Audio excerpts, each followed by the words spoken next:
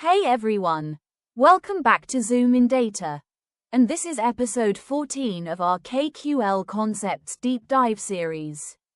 Today we are exploring materialized views and update policy in KQL, how they trade consistency for speed. We are keeping everything pure concepts and interview focused. If you missed episode 13 on join flavors and broadcast, it's worth checking out. Let's get started. Here is our roadmap for today. Materialized views pre-compute and store query results. They provide instant access to expensive aggregations. Update policy controls how views stay consistent with source data. Views trade storage and freshness for query speed. Incremental updates minimize recomputation overhead. Understanding this helps balance performance and data freshness. And this topic is common in interviews for large-scale analytics design. Let's dive in. Let's start with what materialized views actually are. A materialized view is a stored result of a query over a source table. It is physically stored and updated as new data arrives. Queries against the view read pre-computed results instead of scanning raw data. Materialized views accelerate repeated or expensive aggregations. They are ideal for dashboards, reports, and common analytics patterns. Think of them as a cached summary that stays fresh automatically. Now let's talk about update policy and consistency. Update policy defines when and how the view is refreshed.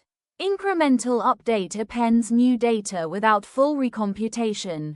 Full refresh recomputes the entire view periodically. Policy balances freshness, compute cost, and storage usage. KQL supports both automatic and manual update triggers.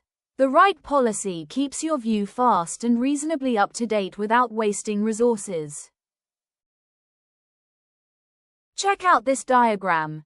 It perfectly shows how materialized views work and the trade-offs involved. From the source table on the left, data flows right with incremental arrows to the materialized view box. That's the fast, low-cost way new rows get added without recomputing everything. See the side branch going up with the clock icon. That's full refresh, periodic full recomputation when needed, but it costs more.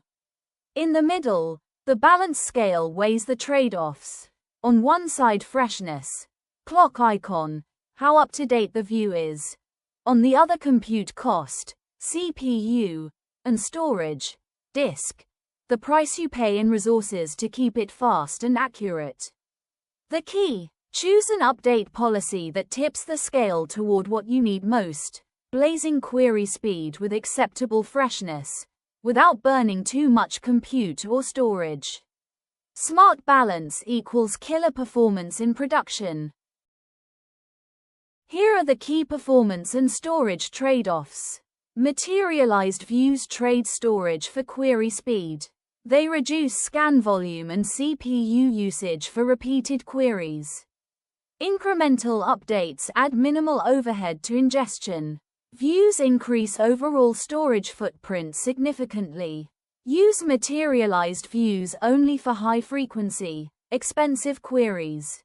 This is classic speed vs cost engineering.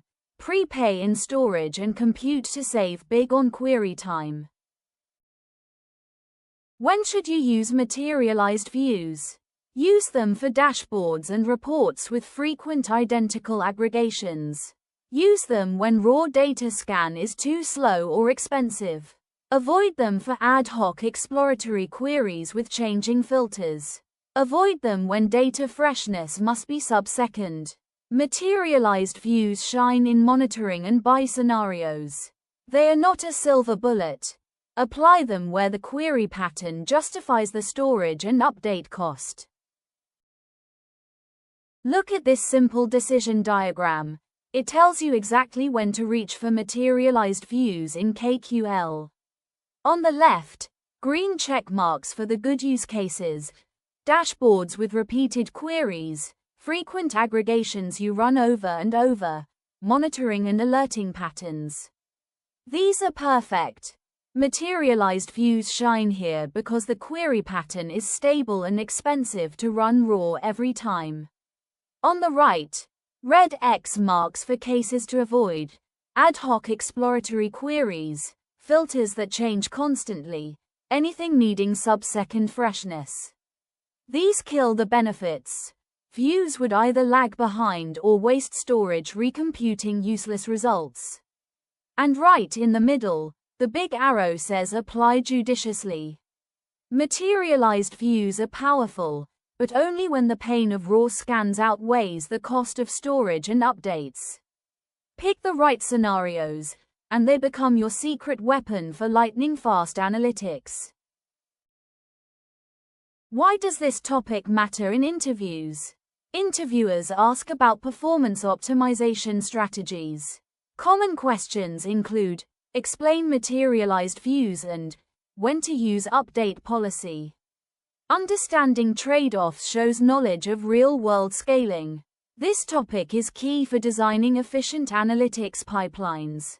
Explaining materialized views demonstrates deep KQL architecture understanding. It's a favorite for testing how you think about cost, speed, and freshness. To wrap up, materialized views pre-compute and store query results for speed. Update policy controls refresh frequency and method. Incremental updates keep overhead low while maintaining freshness. Views trade storage and compute for query performance. Use them strategically for repeated expensive aggregations. This pattern is one of the most powerful ways to make KQL fly in production. That's episode 14 done. Thanks for spending time with me on ZoomInData. Next in episode 15, our series finale, KQL mindset and common interview patterns. We'll tie everything together and look at how to think like a KQL pro. Homework to lock this in. Explain to someone or out loud. What is a materialized view and why use one? Think of a dashboard query that would benefit from materialization. Answer this one. What trade-offs do materialized views introduce? If this helped, like the video, share it with anyone prepping for Azure interviews, subscribe for the finale, and drop a comment with your biggest takeaway today. Thank you so much for watching ZoomInData. See you next time. Keep zooming in on those concepts. Bye for now.